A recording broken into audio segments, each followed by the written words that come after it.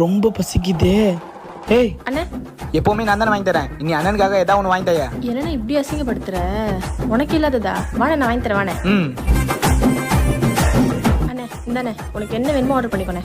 மா அதெல்லாம் எதுவுமே வேணாம், எனக்கு ஒரே ஒரு பர்கர் மட்டும் வாங்கி தா. அது போதும். பர்கர் மட்டும் போதுமா? சரி அண்ணே ஒரு பர்கரு ஒரு சீஸ் சாண்ட்விச்.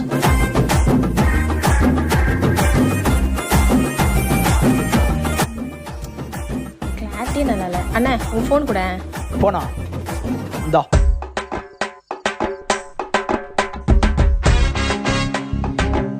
அண்ணே நான் போய் பில் பே பண்ணிட்டு வந்துடுறேன். ம் அண்ணே பே பண்ணிட்டு வா போலாம். பே பண்ணிட்டியா? சரி என் ஃபோனை கொடு. இந்தாண்ணே.